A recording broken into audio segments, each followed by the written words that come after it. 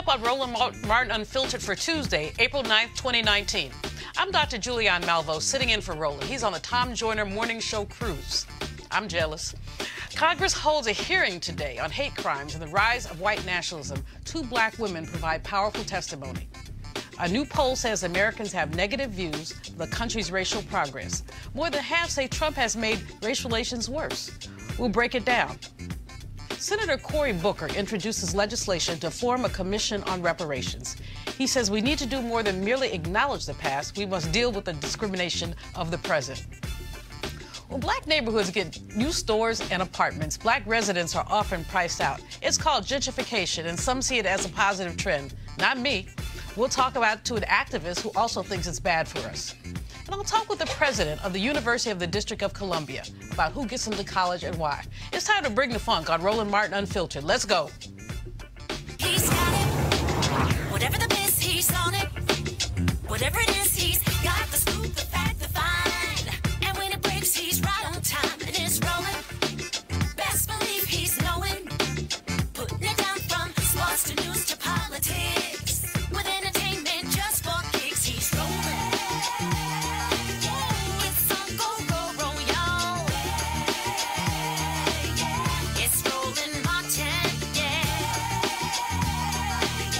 Rolling with Roland now. He's funky, he's fresh, he's real, the best. You know he's Roland Martin now.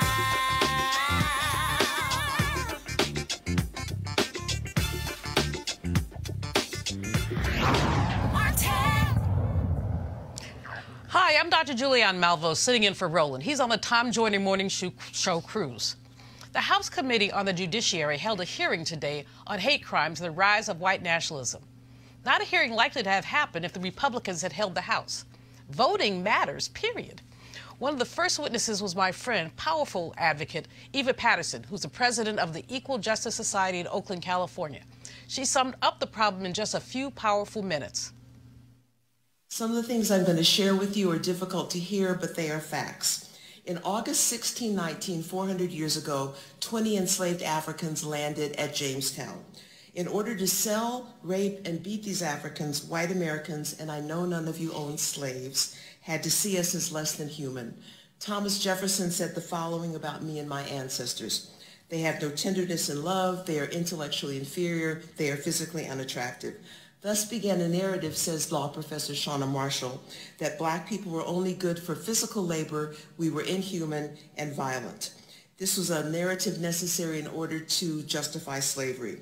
White supremacy has been a feature of the mistreatment of Native Americans for years, and it was applied to Africans once we arrived here. From the beginning of our country's inception through the Constitution, the Founding Fathers knowingly and consciously embraced slavery and white supremacy. Politics, including the three branches of government, have played and continue to play a role in the perpetuation of white supremacy and the continued mistreatment of black people, either through action or inaction. In 1857, the Supreme Court, in the Dred Scott decision, reinforced white supremacy by saying black people have no rights, that white people need respect. Ultimately, slavery ended, the Reconstruction era happened, black men could vote, and then politics reared its ugly head once again. Federal troops were withdrawn from the South in order to place Rutherford B. Hayes on in the presidency, and the reign of terror in the South began. Once again, I'm a Southerner. The Ku Klux Klan came about. They were white supremacists. They lynched people. They made sure that black people could not vote. For years, the NAACP asked Congress to act on anti-lynching laws. Congress refused to act. Fast forward to 1964, our fellow Texan got the Civil Rights Act passed, but when it passed, he said, we have lost the South for a generation, he said, of Democrats. 6 years later, the Southern strategy was devised to encourage white people to abandon the Democratic Party and vote for the GOP. It was a shrewd and effective political strategy, but it drove yet another wedge between black and white people. Fast forward to 2008, America elects a black president. Unfortunately, this proves very unsettling to many people who have felt superior to black people when there's a black president and a black family in the White House. In 2015, Donald Trump began his campaign by calling Mexicans rapists. He called for a Muslim ban. When white supremacists marched in Charlottesville chanting, "Jews will not replace us," and "blood and soil," which is straight from the Nazi playbook, Mr. Trump said there are good people on both sides. He recently called asylum seekers animals. Dylan Roof goes into a place of worship and murders black souls. Jews are slaughtered in Pittsburgh. Muslims are slaughtered in New Zealand. We need the Congress to stand up and act. Ranking Member Collins, I was so delighted to hear your strong statement against white supremacy and that the Republicans took a lead in denouncing it. But we need you to do more. Out there where I live in California, we're not so sure where the Congress stands on white supremacy. So we're delighted that you're speaking up. I'd also like to address Chief Justice Roberts, who dismantled the Voting Rights Act in Shelby versus Holder. He said racism had been eradicated. That simply is not true. I hope he will talk to Justice Judge Bernice Donnell from the Sixth Circuit, who writes extensively on racism. We hope that a majority of you will want to give the country a signal that we are one nation under God, indivisible, with liberty and justice for all. Go, Eva. That's my homegirl. That was powerful. Check this out. The exchange between Committee Chair Congressman Jerry Nadler of New York and Kristen Clarke, who leads the largest committee for civil rights under law, detailing how the Trump administration downplays hate crime. We need the government to step up and do more. We also need the FBI to do a better job incentivizing local law enforcement agencies to turn over the data so we can capture the hot spots where hate crimes are happening around the country. And then finally, we need to see this Justice Department using its bully pulpit more often to condemn hate when it happens. As a civil rights organization, we're deeply disturbed by the Justice Department and this Attorney General and prior AGs prior to him. We're disturbed by their deafening silence in the fake of hate incidents that we've seen across the country. We're going to continue to bring pressure to bear to ensure that they do more and encourage Congress to use its oversight authority here as well. The final thing that I will note is that we're deeply concerned about the FBI's Black Identity Extremist designation. This is mere distraction from the very real threat of white supremacy that we face today. Also testifying was Candace Owens of the Trump PAC, Turning Point USA. That woman had the nerve to bring her grandfather with her. Her basic line was that the rise of white nationalism was fake news, just a campaign tactic to spin up African Americans at election time. Ted Lieu, Democratic Congressman of California, asked her why she was there. Let's look. In congressional hearings, the minority party gets to select its own witnesses. And of all the people that Republicans could have selected, they picked Candace Owens. I don't know Miss Owens. I'm not going to characterize her. I'm going to let her own words do the talking. So I'm going to play for you the first 30 seconds of a statement she made about Adolf Hitler. I agree. I actually don't have any problems at all with the word nationalism. I think that it gets, the definition gets poisoned by elitists that actually want globalism. Globalism is what I don't want. So when you think about, whenever we say nationalism, the first thing people think about, at least in America, is Hitler. You know, he was a National Socialist. But if Hitler just wanted to make Germany great and have things run well, okay, fine. Problem is that he had dreams outside of Germany. He wanted to globalize. He wanted everybody to be German, everybody to be speaking German. All right, so my first question is to Ms. Hirschenoff.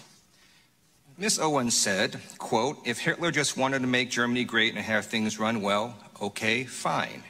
The problem is that he had dreams outside of Germany. So when people try to legitimize Adolf Hitler, does that feed into white nationalist ideology? It does, Mr. Lieu. I know that Ms. Owens distanced herself from those comments later, but we expressed great concern over the original comments. Great. Two more things about the hearing. It was streamed live on YouTube, and the comment section was so filled with hateful speech, white nationalist speech, that YouTube had to shut it down. And we're having a hearing about whether or not there's any white nationalism. All right.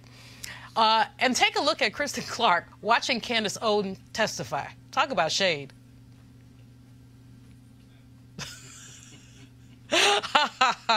Joining me on the panel today, Malik Abdul, Vice President of the Black Conservative Federation, and Cleo Monago, social political analyst and activist.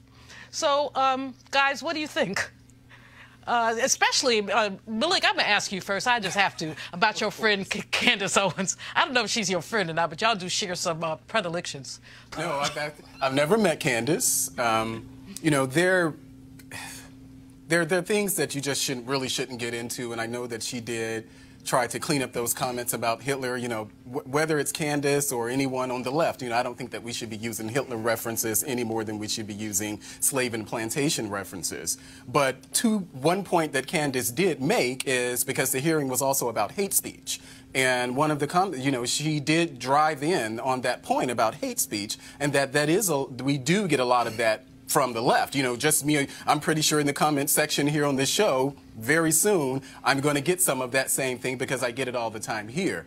So she did have a point about hate speech. You know, conservatives generally aren't protected under that umbrella of hate speech. And so you don't get people to respond in ways that you do on the left. So she did have a point there. But, you know, the Hitler references and things like that, I just don't think that those type of things should be part of the discussions that we're having. Cleo, Ms. Owens, when she testified, said that there was no such thing as a Southern strategy. My first question is, where did that child go to school? But you don't have to answer that one. You know, when you hear this revisionist history coming out of people's mouths, what do you think? And how do we combat that? Well, I wish them luck. Eva Paterson was brilliant. I've heard her speak before, and she's always brilliant. Everything she said was true. And I wish them luck trying to fight against a deaf devil who does not care about whatever they have to say, against them defending themselves, sustaining their power, and against them trying to break down any kind of opposition to them. Good luck with that. I use my energy in other ways, and it focuses on people similar to Candace Owens. I think one of the black people's biggest problems is self-hate crimes, which is different than hate crimes. She committed a hate crime on her grandpa by bringing him. Why would you bring your grandfather as a prop to something like that? Well, because people who are dealing with self-hate issues are very serious about deflecting issues of racism, et cetera, and being on the side that they're on. They're desperate. They bring grandfathers where they can bring to make their case. But self-hate crimes is a consequence of black people being too focused on assimilating and adapting to oppression instead of being more relentlessly focused on dealing with the side effects of oppression on the black psyche. People like Candace Owens are the result of neglect in terms of getting her to understand the issue of racism and its impact on black people. The murder of Mr. Hustle in L.A. was a self-hate crime. Yes, it was. And there has not been enough talk about self-hate crimes, which I think are more of an immediate problem than the systemic problem of white supremacy, which is not going anywhere. The best we can do is get a closet white supremacist to act liberal and act caring in public. Then they go into the voting booths and do what they really want to do, because people want power. And they have power, and any type of threat to that, people are going to do all that they can, including act like they like you, so they can go do what they really want to do to get you to relax. So, Malik, what do you think the significance of these hearings were? As I mentioned, if Republicans had maintained power, we would not have had these hearings. Right. So what do you think the significance is? I'm really not sure, and believe it or not, I watched the entire hearing. I was trying to navigate between that and the bar hearing. I thought you'd been a bar. Well, somebody did tweet, "Don't ever trust a man with a bow tie." So, but you know, I'm really not, you know, and I listened to it, and I'm really not sure. You know, they did provide a space to talk about these things, but as far as the Democrats provided a space to talk about these things, but I don't know how far that actually got us in the and when I say that, you know, when I'm listening to them, you know, it's of course they went to talk about Trump, so they talked about the fact that, well, you know, it starts at the top, Trump doing things to encourage it and things like that. I think that, you know, hate speech in and of itself is apolitical. You know, it's not it doesn't. It's not Democrat. It's not. Say that hate speech apolitical? Right, a hate speech itself. You know, it doesn't have a Democrat or Republican or anything like that. Hate speech has a very different impact. If I call somebody a honky, I mean, whatever. If someone calls me the N-word, that is invoking lynching. That's invoking all of that. Right. So it's a different thing. It's a false equivalency. Right, but I don't think so, because, and I go back to my point that I was making about Candace. You know, okay, well, maybe not the H word or the N word, but I'm often, as a Republican, I'm often called these things, whether it's Uncle Tom, Coon, anything that you... Okay, does it hurt you?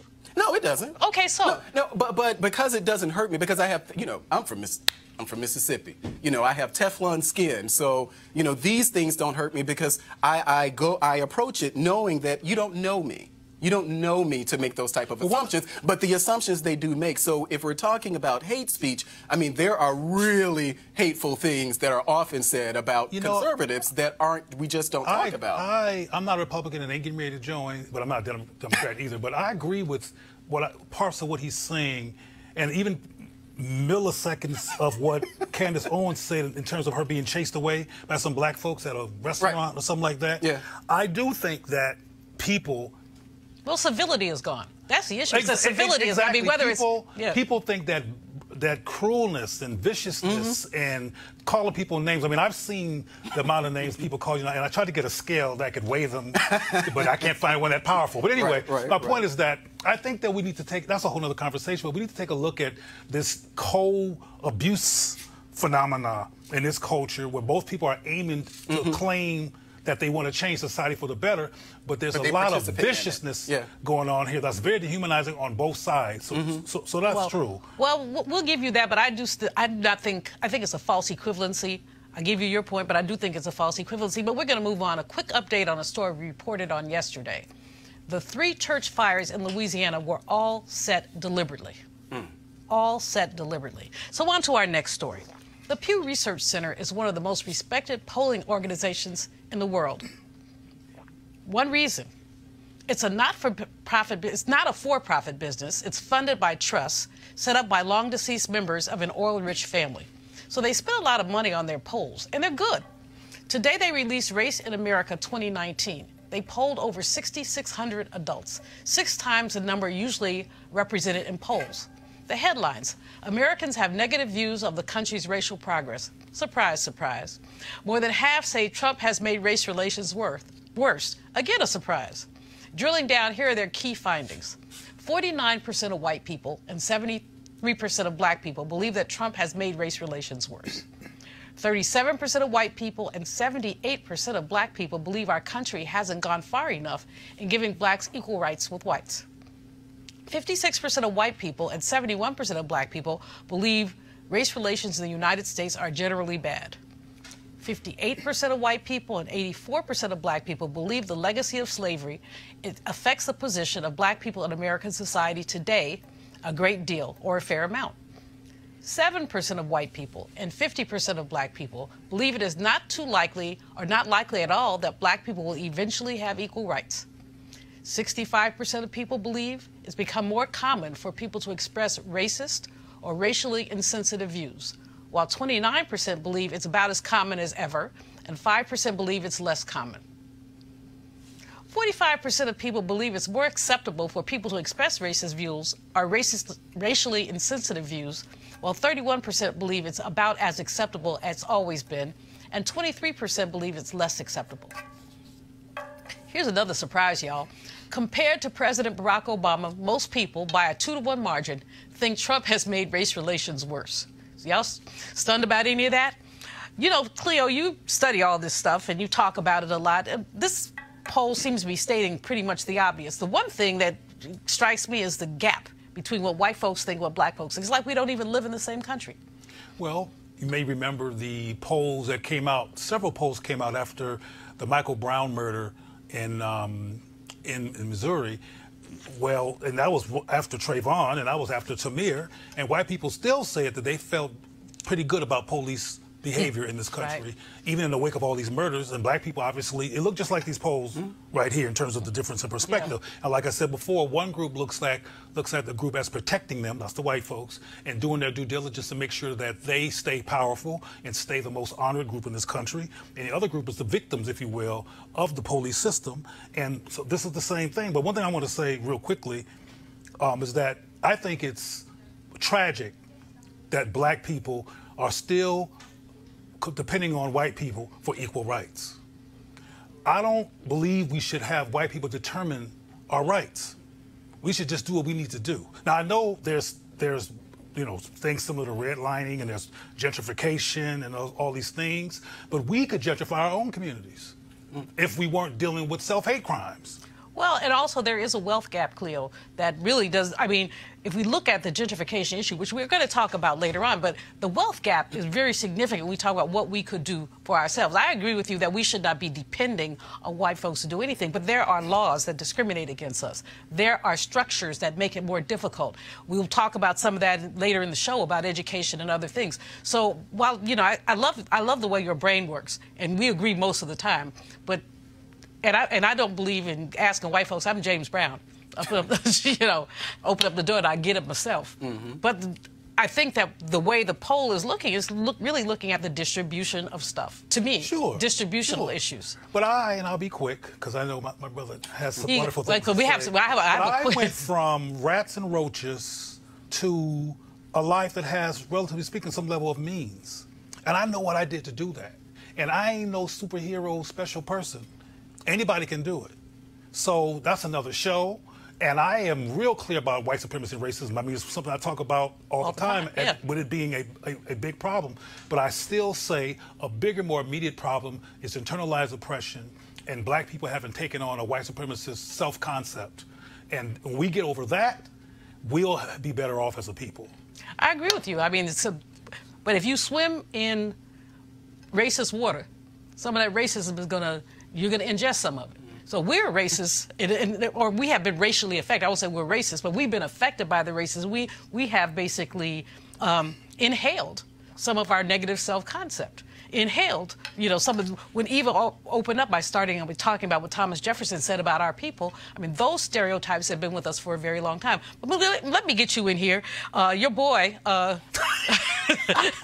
is seen as responsible for the worsening of race relations. I know you disagree. I do too. Yeah, I mean, I do. And it, for real, you know, it actually doesn't really surprise me. I would be interested to see what the numbers were, you know, how Americans felt about race relations when Bush was in office. I would be worse. Yeah, well, I would be interested in seeing those numbers. Chances are that, you know, they may not be as large or the gap as wide as it is now under Trump, but I would imagine that under a Republican president, those numbers are pretty much the same. We shouldn't be surprised that there are white people who don't want to deal with the elephant in the room. Condoleezza Rice has talked about the elephant in the room. Colin Powell has talked about the elephant in the room. Racism exists. White supremacy,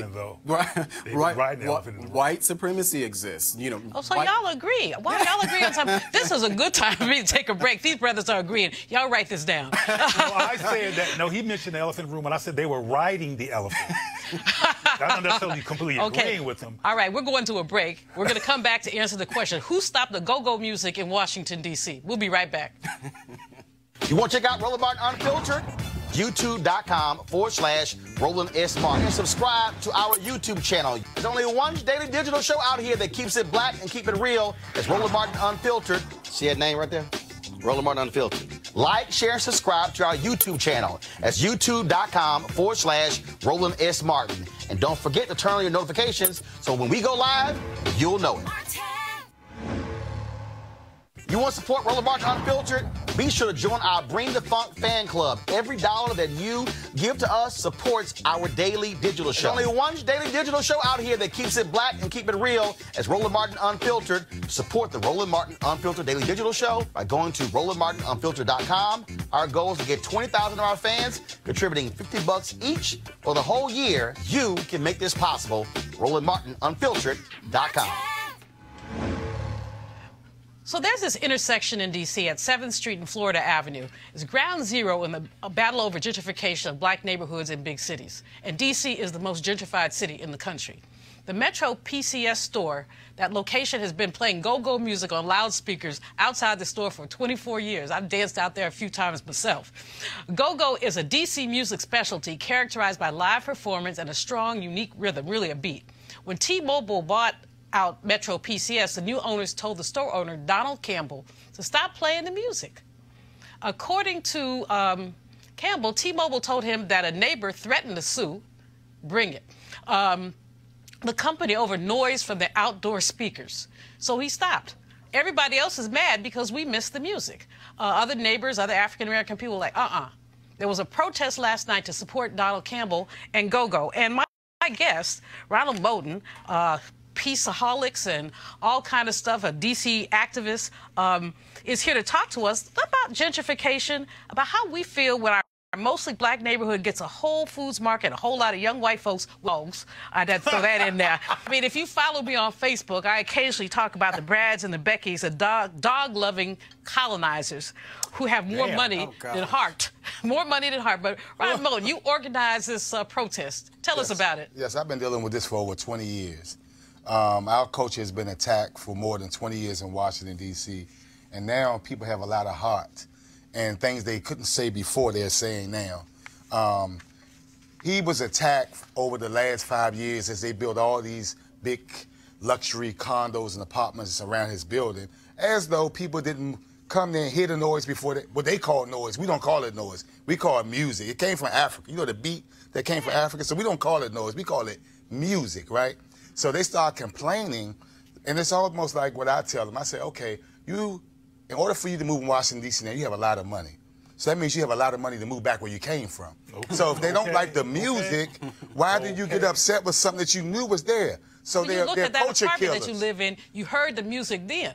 So and that's what you do when you move in a neighborhood. You go and see if you like is the crime bad? Do they have enough amenities and things like that? So if you heard the noise, why did you move? So it's the entitlement and privilege, some people think, that they can come and crush people. And they're doing this all over America. They've done it in Harlem. They've done it in Chicago. They're doing it in D.C. And we're saying we got to take a stand. And it's not just about this location. They've done it at another location called the VIP room that's been in D.C. for 50 years. Miss Addie's place, the Island. They tried to shut them down. Wait a minute. They said that there was too much noise on U Street. If you walk down U Street, there's nothing but noise. And this was a Jamaican Caribbean restaurant that had the best wings. Right. And she was an older lady. And she couldn't fight. She just finally said, you know, I'm on U Street, the Islander. Yeah, the Islander. They did the same thing. I'm in my 70s. I'm out of here. They did it to the Masjid Muhammad, the mosque. They said the praying was too loud. They've been doing it for 30 years. I mean, like, these people have some nerve. Like, you come to our city, we were here paying taxes, we were here doing all these things when nobody wanted to be here, and then you come here to a vibrant city and tell us to get out? But brother, there was a whole country here full of vibrant people. Right. They first came in talking about manifest destiny. Right. So they're just being consistent. You got to give them credit for being consistent. We need to be consistently resistant and be just as consistently resistant as they are. Gentrification is annihilation and conquering. Right. That's what it is. And it's white supremacy. And we can't. And I'm not saying what you're doing and not doing because I don't really know. I'm just meeting you for the first time. But we need to organize with bodies against this whole thing, because this is a conquering of us. Well, I tell you what I'm happy about. Over 45,000 people to this moment have signed a petition in one day. Black and white people. Is it online? Yes. Tell us where it is. Okay. Don't mute DC music. And the thing about this is black and white people have come and tell this one white guy and the few bad people who told me that we are disrespectful because we are playing go-go music in their community. In their community? Yes. Wait, isn't this right by Howard University? It's their community. Yeah. In their community. Yeah. Right? And I'm going to tell you something. Right across the street, there are two rooftop party places where if you walk past there at 1 o'clock, you hear all this noise, but they don't have a problem with that. And the problem is when they see many colored people, they have a problem. Well, can I just say something just very quickly? Sure. Because we've heard this. I remember whether it's U Street or there were people who moved to China, Gallery Place, Chinatown, to complain about the street performers and things who were out there, knowing that they were there. But particularly with this I think it's important to point out that the problem is that there's a loudspeaker that is placed outside the store. And so that's what people are protesting. For 25 years. Whether it's 35 or 45 years, the fact is that the loudspeaker is placed outside the store. They were asked to place the loudspeakers inside the store, and so that's where people started to... And they're not breaking any laws. Right. So they didn't break any ordinance laws, laws. So if you're not breaking the law, why put your speaker inside? I mean, we've been doing this in this city since I've been born. I remember people used to go around with their big boom boxes. Don't mess with our culture. Don't mess with our history. If you don't like it, go back to the born place that you came from. Go back to holy hell. I just want to bring up, over the weekend, Dr. Ron Daniels of the Institute for the Black World had a summit on gentrification. I participated in the town hall meeting Friday evening. We had people talking about Newark, talking about Houston, talking about the fact that this is happening all over the country. Part of this is a lot of people would like to think of gentrification as an economic phenomenon, but in order to think of it that way, you have to really address the issue of the wealth gap. So, Ryan, when we were in Newark and people started talking about solutions, the solutions really have to be connected to deliberate public policy on the part of the city. So what do you think should happen? So we're having a meeting on Thursday at the Check and Secret Garden to address this, because my thing is, even in Anacostia, we're trying to buy our property. If you don't buy no land, you don't rent nothing. So our goal is to buy, and our legislators and everybody had to put their money where their mouth is. They give a lot of people money and resources to acquire this land, even with the Opportunity Zone. One of the things I like about my friend Jimmy Kemp, who is a Republican, but his father was a great Republican, who are black and white people, he said, if this legislation doesn't help the little people who do a lot with a little bit, it's not doing anything. So that's what I'm saying. If we're not helping the little people who get up off their butts every day and work hard and want to empower themselves in their community, don't want to commit crimes, don't want to put their hand on acting for nothing, if we're not empowering them, then we're not doing nothing. Well, brother, as you know, I admire your work. I understand that you've got a hot date in a couple minutes and you have to leave us. So we're going to keep talking about the topic, but we'll get together again. And email me the information about that Thursday meeting. Yes, ma'am. I may show up. Okay. So this is an issue. One of the things that really must happen is that vacant land that the city owns should be redistributed in a way that's sensitive to the wealth distribution. Absolutely. There's vacant land here in the district that our mayor never met a developer she didn't want to slow dance with. Absolutely. That she wants to slow dance with. Get real close the DC has the largest, what they say, intensity of gentrification. Yes, it does. Also, DC also has the largest, I think it's the wealth gap in the country. That was a study that was published last year. So these things definitely exist, and I think that there are things that we should do to be able, that would help us deal with issues like gentrification. And, they're like Ron, he's doing a great job. There are a lot of people who are really vested in making sure that the opportunity is there. And so I'm glad that he mentioned Jimmy Kemp, because we had a conversation about, Jimmy and I had a conversation about Ron to actually talk about those things. So he's right on point with that. We may not agree about having the loudspeaker outside the store, but as far as gentrification and providing opportunities, I'm with my brother all the way on that. Well, absolutely. One of the best examples of resistance to gentrification came from New York City Councilman Charles Barron. He represents East New York. And one of the things that he's done, they have used various metrics to talk about what's affordable.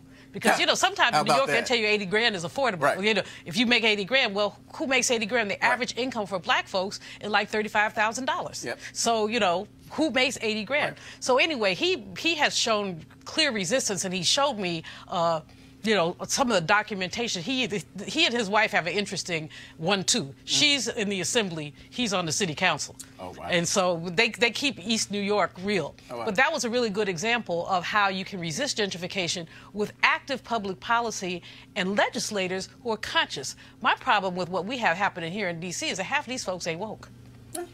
And I will say that particular corner that we're talking about, if you guys remember that corner, that particular block right there has gone through some transformation even over in the past 20 years. They've really cleaned up. Yeah, but they've been playing that music, and they shouldn't have to stop playing their music. Cleo? I wanted to first ask, before I gave my comments is how successful has the brother and his wife been with countering the gentrification monster? Very. His is the only, I'm going to get this partially wrong, but in East New York, they have had an increase in black population and a decrease in white population. He said, and I didn't run them out myself. Oh, wow. But in any case, basically by making more housing affordable and by defining affordability linked to the income that people have. But by doing that, you've got people who are getting 2-bedroom apartments for $1,200 a month in New York because they make $40 grand a year. Well, without a brilliant strategy, that might need to be a demonstration project for other people who are resisting gentrification. But I also know, and this may or may not be relevant, but that East New York is not as desirable as Manhattan. Right. It's not as desirable as being not even as Brooklyn. It's next to Brooklyn. Exactly, and being along the Hudson River. And along the Hudson River, particularly uptown in Harlem, used to be predominantly black, and it's very desirable. Most places by water, white folks like water, and places by water, they always want to take from us. But I want to mention that along with public policy and having demonstration projects being important, we really need to find ways to get people to be viscerally resistant to the conquering strategy. Because this brother is doing what he's doing, but there's not a mass of people in South Central where I'm from, or Crenshaw where I'm from, or right near where Nipsey Hussle was murdered, in the streets going, hell no, blankety blanks, you ain't taking our blank.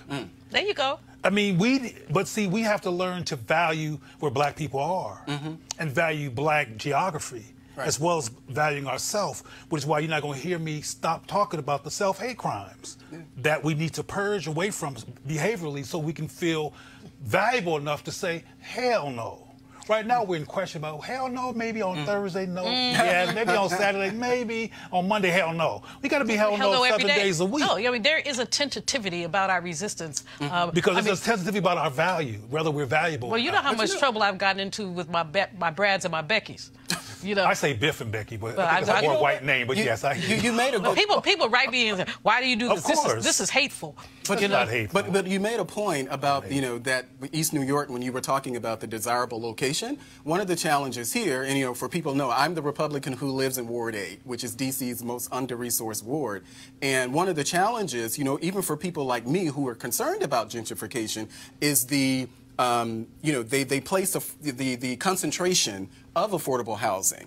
And they're all, most times they're in Ward 8. And so one of the things that a lot of, Ari Teresa, who's the guy friend of mine who filed the $1 billion lawsuit here, gentrification lawsuit in D.C., some of that actually has to do with being able to disperse the affordable housing throughout the city. But of course, they're not placing affordable housing in Georgetown. They're not placing affordable housing in Shaw and places like that. And so the problem is that you end up having pockets, of, and I don't want to say poverty, but almost there, if you will. And so you can say poverty and get away with it. Well, poverty. Yeah, poverty is not a bad word. In fact, we have to use the word poverty more often because I want there to be a presidential debate on poverty.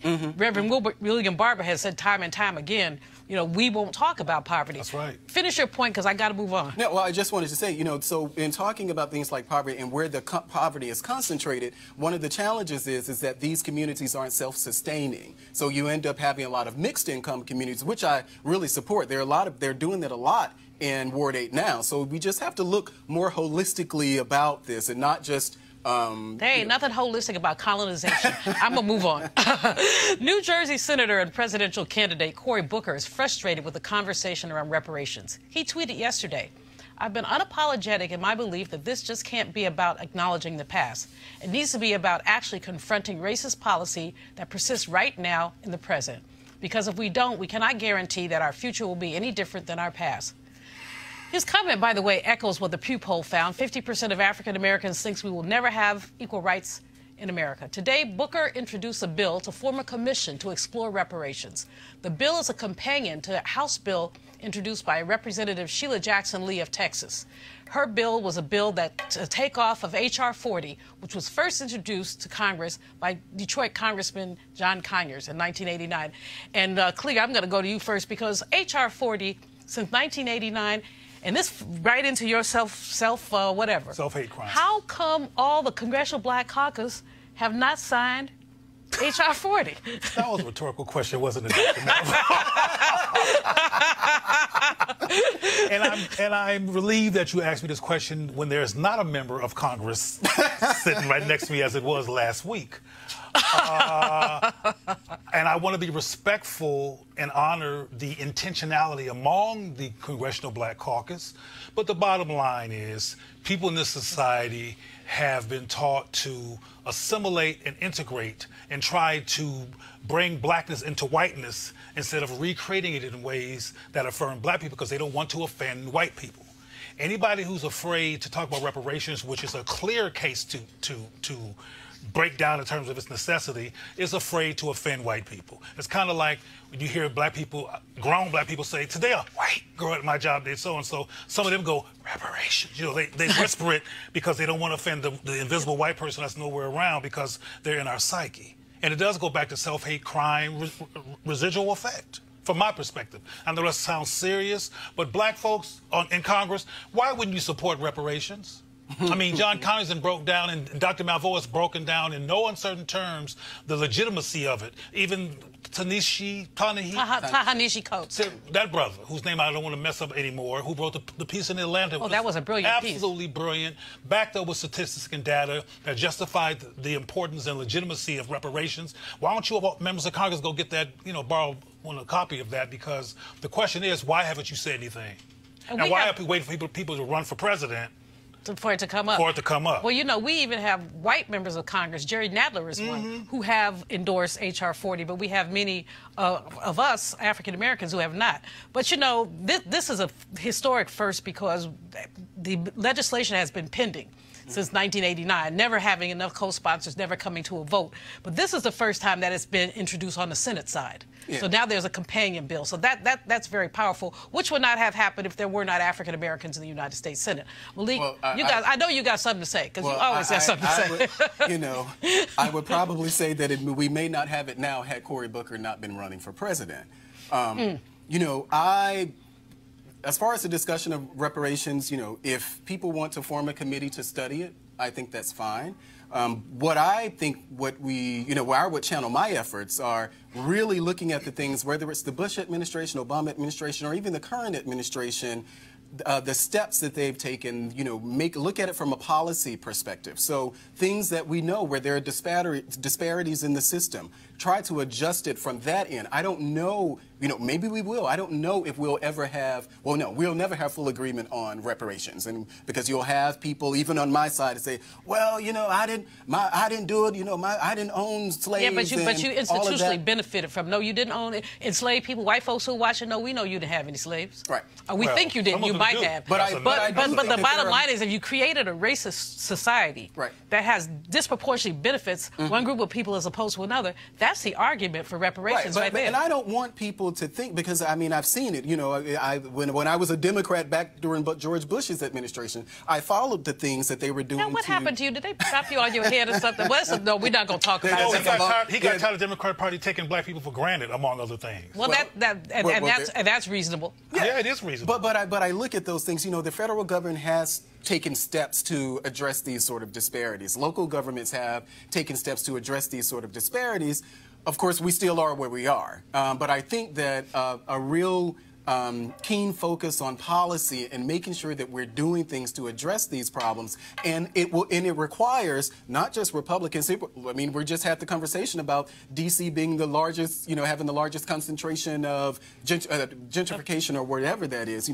This is pretty global as far as the United States is concerned, and we need to really. And I would challenge my Democrat friends. Challenge your local politicians. Don't just allow these politicians in our areas around campaign season to come and talk about, crime is this, I'll fix that. Okay, in full disclosure, let me let y'all know that I am a member of the National African American Reparations Commission that was founded by Dr. Ron Daniels and the Institute of the Black World. We've been meeting over the course of the last 5 years really to bring this issue up. Many folks don't even, like you said, whisper reparations. Right. But you're going to get the last word on this subject, Cleo. I was going to say that I hope that this gift from Trump, I think the gift is from Trump that we're talking about reparations, frankly, that we've gone this extreme because it's considered extreme. But I want to say that I hope it has the effect, but with more meat to it, that what happened when Iowa, was it Iowa that supported Obama and then black folks jumped aboard? Iowa. It was because members of Congress, to make my point really quickly,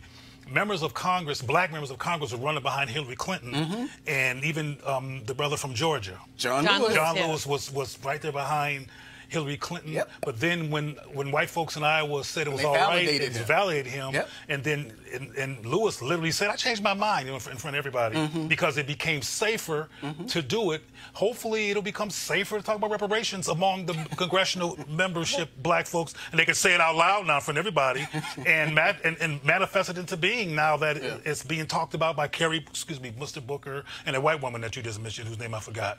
I forgot to. But let me say this. The ACLU actually is starting a blog series on reparations. I got the American Civil Liberties Union. I got an email from them this morning. Dr. Daniels said, will you write a piece? So they're asking many of our NARC members to write. So the ACLU sees itself as having a role in dealing with this. And so the issue has become somewhat more popularized. Now the gift is to learn history. You know, because we don't know history and we deny history, and that becomes a gift. We're gonna go to a break, and we come back. I'm gonna talk to an HBCU president about the college admissions scandal, but more importantly about the myth of meritocracy. We'll be right back.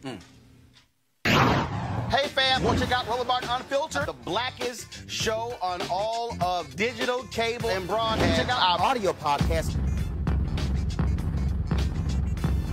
There's only one daily digital show out here that keeps it black and keep it real. It's Rollerbark Unfiltered. Press play.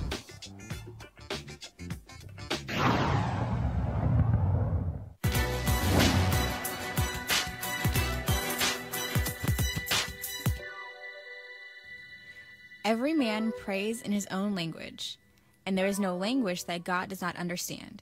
Composer and bandleader Duke Ellington.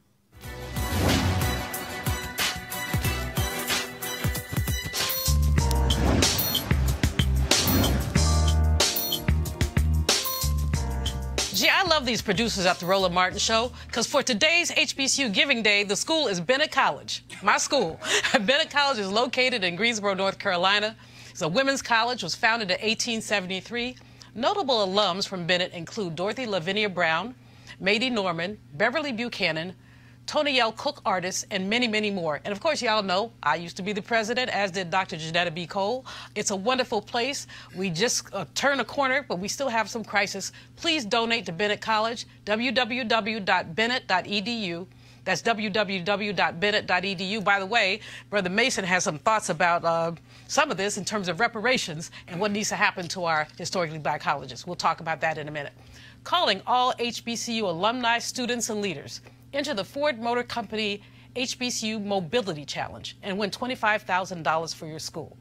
Building on their long-term support of HBCUs, Ford is looking to improve in HBCU communities through innovative solutions. The winning program will receive a grant of up to $25,000 to implement their proposal. The deadline to apply has been extended to April 15, 2019.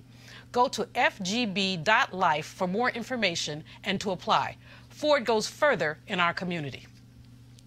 And moving on. When the news broke that wealthy parents were paying to get their children admitted to Ivy League schools, Education Secretary Betsy DeVos, I forgot, I misread that, weighed in on Fox News saying all education should be merit-based. Well, that's all well and good in Betsy world, but the reality is wealth, not merit, guarantees entry to top schools. That, according to my next guest, who wrote an open letter to Secretary DeVos outlining America's real education scandal. Welcome, Ron Mason, president of the University of the District of Columbia. Thanks for being with me. Happy to be here, Dr. Malvo. Good to see you again. Likewise. So you wrote an open letter. To what end? Do you think she'd really go read it? No, it wasn't really. It was addressed to her, but it was printed in Diverse magazine. And I just wanted to make the simple point that it's impossible to have a merit-based education system in a country that is driven by three basic practices, one of which is wealth privilege, two of which is white advantage, and three of which is black oppression. And when a country is driven by those three policies, basically, it's impossible for merit to be in place at all. So what you have an equity imperative at the University of the District of Columbia, which is the District of Columbia's public university. So you've got this equity imperative. How would it work? Because what you want to do is make sure that everybody has access to that which is considered merit. How does your imperative work? Yeah, so we're trying to redefine higher education, our goal is that every student that walks through our doors will reach their highest level of human potential, knowing that potential changes over time. And so, you know, to pick up on the conversation you guys were having, there's a reality of what 200 years of racial oppression has done to black people in America. And the biggest reality is that it's denied us the ability to generate wealth. And so if you look at the wealth gap in America, you can see how all the challenges that face our community really stem from that basic fact. And so we're trying to build a university that doesn't rely on standardized tests to judge natural talent, that doesn't look to U.S. News and World Report rankings to determine whether or not you know, we're doing our job. And you know, we're creating pathways to livable salaries, but knowing that some students will come in through our workforce door, some will come in through our open enrollment door, some will come in through our selective admissions board, but every door is going to lead to the next door, so that you can get in and get out and get in and get out and come back, you know, whenever that light goes off and you're ready to go to the next level. You know, today, according to the Washington Post, Texas Tech University system said that they're going to stop using race when they admit people to their medical school. This is pressure coming from that man who lives in the house that enslaved people built. And Education Secretary, I'm not going to call her name again, they want to curtail the use of affirmative action in education. What do you say in response to that? Well, it's kind of ironic because race has always been a factor in education in America. I mean, you know the numbers, we've talked about it before. The top 10% of the population controls about 77% of the wealth. And our education system is basically designed to drill for talent in that top 10%. Of course, the problem is that white folks are only 58% of the population, but they make up 90% of that top 10%, which means that 30% of them are there, not because they're talented or qualified, but just because they were born there. And those are positions that other talented black, brown, and even poor people would have if we really had a merit-based education system. So now it's really been race-based all along. We're just trying to balance it out. Quickly, because I want to get them in, but quickly, those folks who got busted for buying for buying seats, should they go to jail? Well, you know, I don't know. Some black folks have for something similar. For something similar. Like the sister who put her son into a school that was outside of her district, they put her in jail. Yeah, well, see, I'm not aware of that, but I know this. There's not a whole lot of difference from what they do and what they did, and the guy that puts his name on a building, and because he was able to give $10 million to the school, he gets his son in. Are you talking about Jared? There's been a few of those. Yeah. But that's the way the system works. That's my point. And so they just took it to an extreme. But really, it's the same system at play, just they crossed the line and they got caught for it. So should they go to jail? Why not? You know? Well, you know, I'm, as a Firebird, myself, very supportive. Yes, I'm very supportive of the efforts that at UDC. One of the things that I really appreciated a few years back when they started the community college at UDC. Because, you know, when I was there, you know, I bounced around forever and then I ended up finishing at UDC, but I did see that there was an opportunity there for the students. So a lot of the students would come, you know, from around the area, but they would come to class, you know, to these type of classes, you know, maybe not as prepared as, you know, just a general four-year college setting. So I appreciate the work that you guys are doing there at UDC. My homeboy from Jackson, Mississippi, Dr. Parter. Oh, really? Yeah, we went to the same high school. And we went to Stillman College together. There you go. Oh, yeah, wow. so okay. You know, I like a lot of the things that you're doing there. Absolutely. Good, thank you. Running tight on time, so Cleo, question, comment. Okay.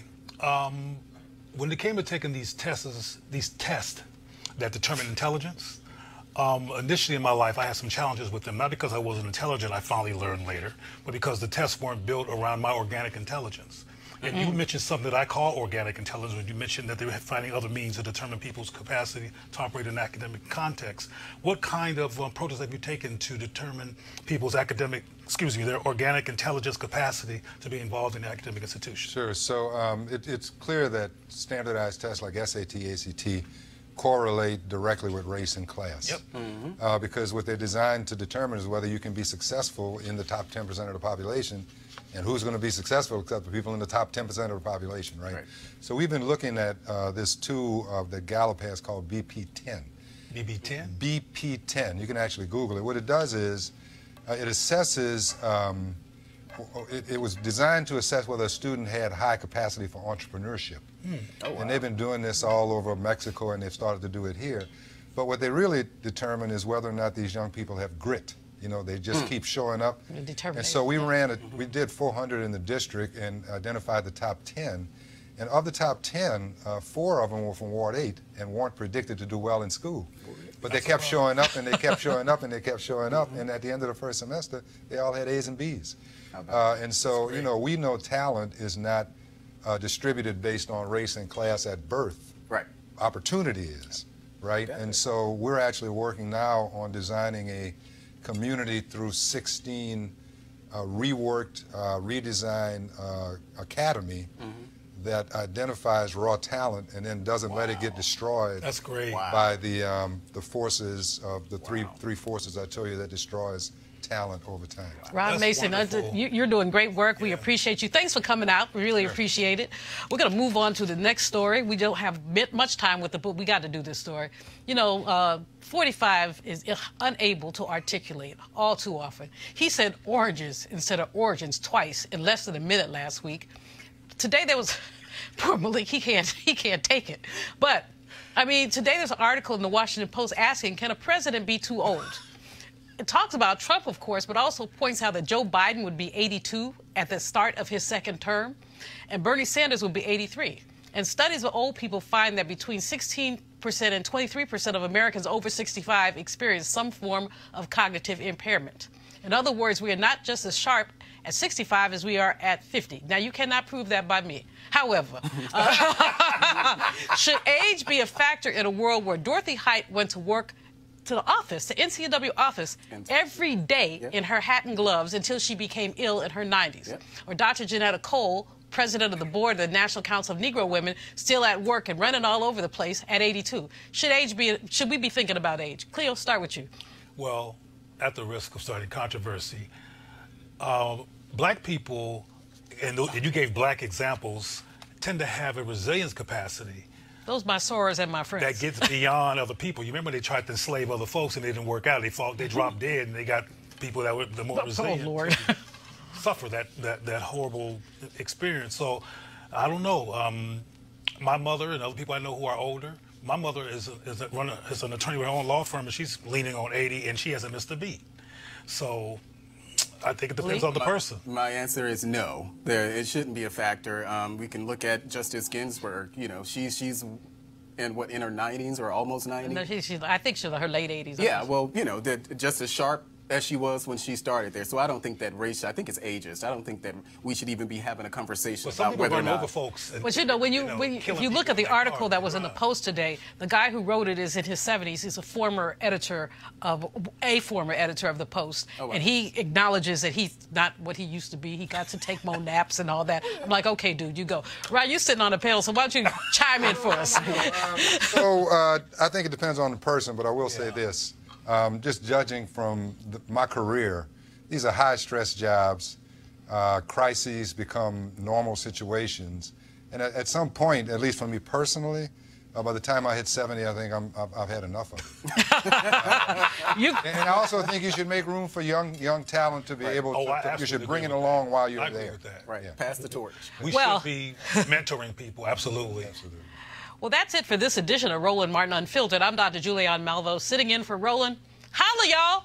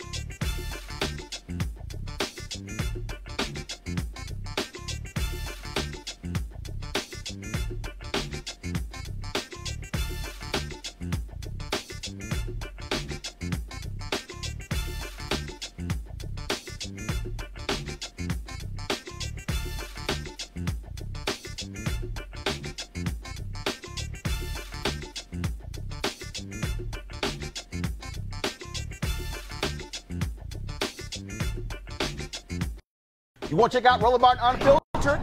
YouTube.com/Roland S. Martin. And subscribe to our YouTube channel. There's only one daily digital show out here that keeps it black and keep it real. It's Roland Martin Unfiltered. See that name right there? Roland Martin Unfiltered. Like, share, and subscribe to our YouTube channel. That's YouTube.com/Roland S. Martin. And don't forget to turn on your notifications so when we go live, you'll know it. Hey fam, want to check out Roland Martin Unfiltered? The blackest show on all of digital, cable, and broadcast. Check out our audio podcast. There's only one daily digital show out here that keeps it black and keep it real. It's Roland Martin Unfiltered. Press play.